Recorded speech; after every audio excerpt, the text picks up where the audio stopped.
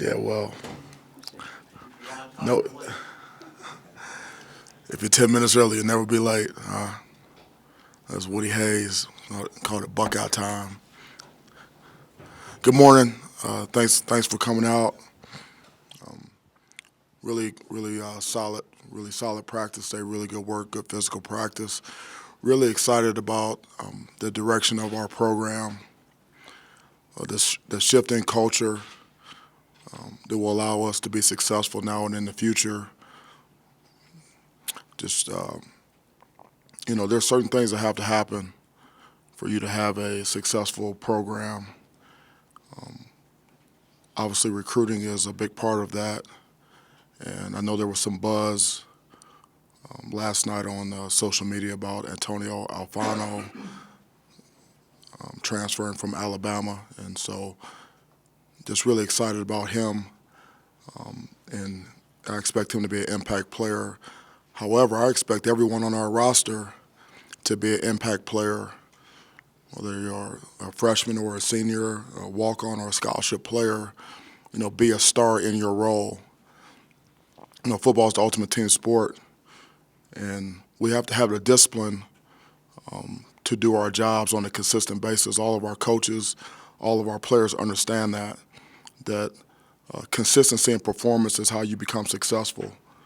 And so playing complementary football and everyone doing their job at a high level on a consistent basis, on and off the field, will give us our best chance to be successful.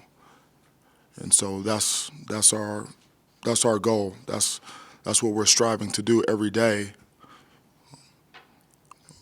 Looking at our last game, I have to ask myself, how can we grow? What did we do right, and how can we get better? What direction are we going in? And so I saw some very, very positive things from a lot of guys, and we're going to build on those, obviously. Also saw some things that need to be cleaned up, where we need better execution, both sides of the ball, special teams. And so that's why our practices, our meetings, everything that we do is so critically important. Culture is, how you behave, how you live day to day. And so, it's a work in progress, but I'm really excited about the direction we're going. I'll open it up to you guys. You mentioned Alfano there. He had Georgia in his top 3 out of high school. What do you remember about that recruitment of him, and how did it kind of transpire this time around? Yeah, he was obviously a very highly recruited player, and rightly so. He's a dynamic player that can do lots of different things. Those recruiting battles they're hot and they're heavy, and so I remember him, going through the process and looking for the best place for him, and so consequently he expressed interest to come to our place, and he sees the vision. He knows what I'm all about and what our goals are here, and wants to have an opportunity to be successful on and off the field, and so we were able to make that happen. With him, do you know if he's going to be eligible to play in 2020? We'll see. Obviously, there's rules, transfer rules, and that we'll have to address. But this is a good start. So with your defensive line, you've got a lot of young guys. On paper, everybody comes back next year, and a lot of young guys are getting some playing time this season. So are you excited about the future of that position, just knowing what it potentially could be? Yeah, coming in the door on December 5th, there was one thing that was obvious, that we had to get bigger and more stout, more explosive in our offense and defensive lines. And so we've made a conscious, deliberate effort to do that through recruiting. And so we have a lot of young players on both sides of the ball on our offense and defensive lines recruiting is going well, and we expect to add to our roster, in the trenches. And so in order for us to play the type of football we need to play, we've got to be strong on the offensive and defensive lines. You obviously had a relationship with Antonio from your days at Georgia. When he was here this weekend, what were his impressions of Boulder? And obviously, you guys' relationship might have been the big thing that got him here, but once he got here, what impressed him the most? Boulder is a very impressive place, and every recruit that comes here and their parents, their relatives, whoever comes with them, they always comment on how beautiful Boulder is. Love the environment. Environment and expectations are really the two key factors in setting the stage for success. And so it's obvious to everyone who sees our place that we have a great environment. Our expectations are high. That's reflected in our facilities and the commitment to excellence in every area of our program.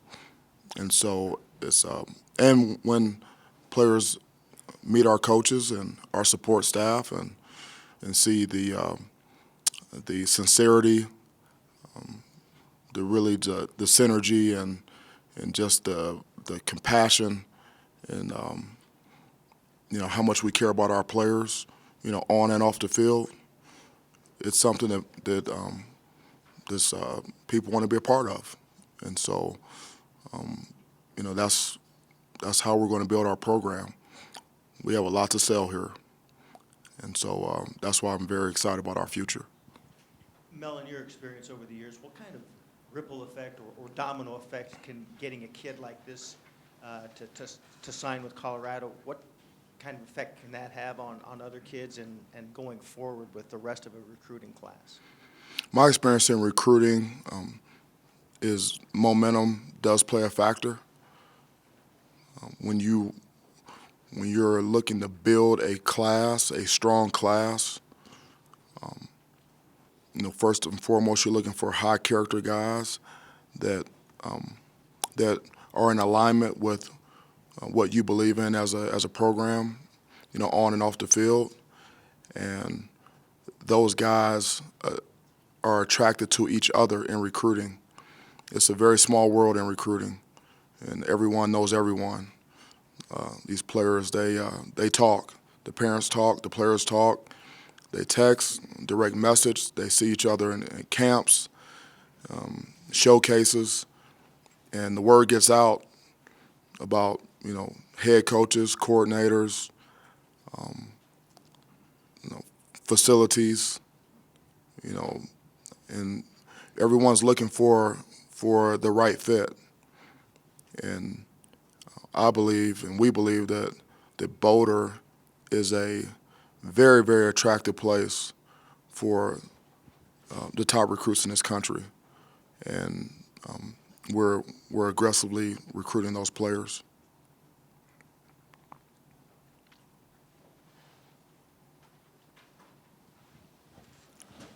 At the risk of changing the topic, you do have a game this weekend, I believe. When you look at Stanford, what do they present on both sides of the ball? Stanford's a physical football team, and they hang their hat on that, being able to run the ball, stop the run, just how fundamentally sound they are. Just their overall operation is strictly business. Not a lot of French pastry, a meat and potato outfit with a lot of really good players. They're extremely well coached, and our preparation is going to be critical.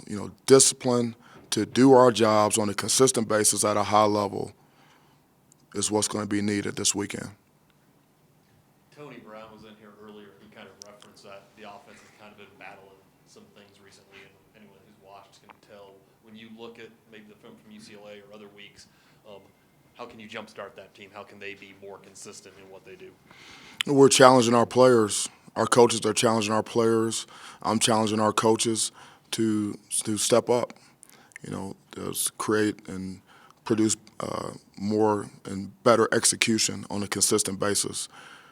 Again, in order to have efficiency on offense or defense, everyone has to do their job. And if one guy doesn't do his job on a particular play, you're going to lose that down. And so we have to get more guys on both sides of the ball and special teams on the same page at a high level on a consistent basis in order to get what we want. And that comes through practice.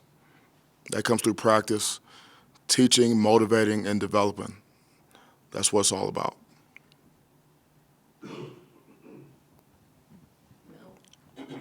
Mel, coming into this season, it started off quite well. Is this where you thought, could you have seen this coming with the talent and the turnover in coaching staff and everything?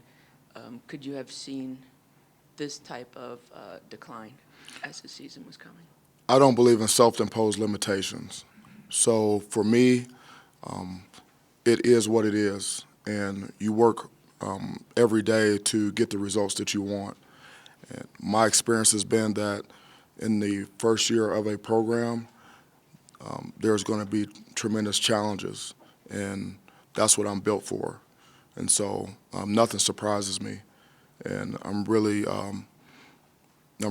committed and fully engaged on getting this program where it needs to be. Mel, back to Tony real quick. I'm wondering, he plays out his senior year. For younger players that are following him, could you kind of point to him as a guy that, as a college player, handles himself as a pro in terms of how he addresses his business all the time? Tony Brown is one of our more disciplined and consistent performers. He's been that way since spring ball, all the way through fall camp. He's rolled that into the season, from game one all the way till now. He does his job at a high level. He's very dependable. He's steady. He's become a leader for us, and he's a guy that you can count on. And that's why he's having success. Mel, what are your concerns, if you have any, with the kicking game? It seemed very uncharacteristic last week. Is James hurt somehow, or what's going on with that?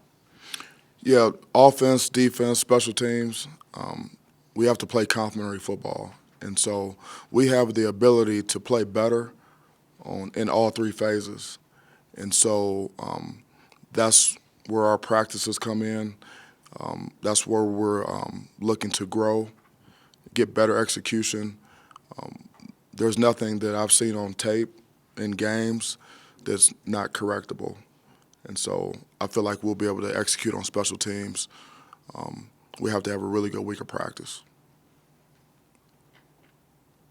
Coach, with Steven, in his 3 years as the full-time starter, he's had 3 different play callers, 3 different quarterbacks, coaches.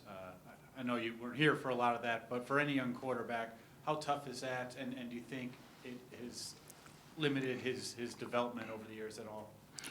Well, I think Steven's answered this question before, and so have I. He's handled the change well. He's embraced Jay Johnson and our offense. He takes coaching, and he's had a certain measure of success in this offense. And so there are some things to build on. There's areas to grow, and we're going to continue to do that. And that's all of our players. There's when you have coaching changes, differences in philosophies, shift in culture.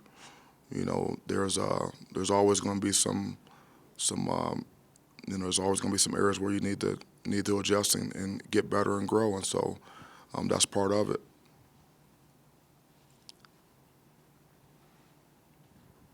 So last week, LaVisca was telling us he was feeling better than he has in weeks, and then during the game, he was limited and looked a little off. Is his injury one that it's just it's tough to manage from week to week, and it might hurt sometimes and it might not? Yeah, not to get into a lot of detail about his injury situation, but I tell you, he's a really tough kid. He cares about this football team. He works hard every day to be at his best during the week and for game day, and he's going to continue to do that. At this point in the season, whether it's college or pro, you know, there's very few people that are 100% at this point.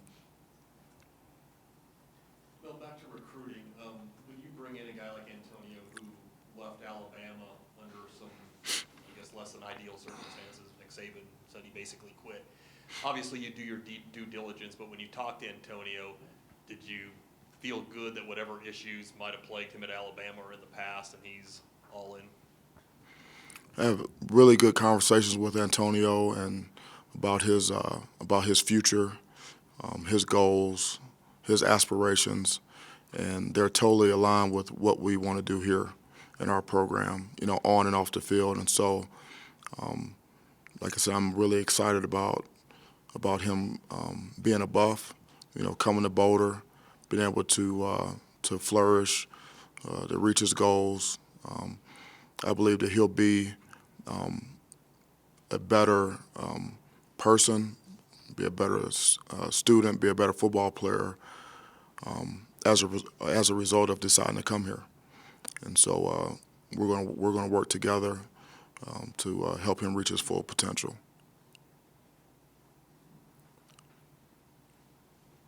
Anything else for Coach? All right, thank you. Thank you.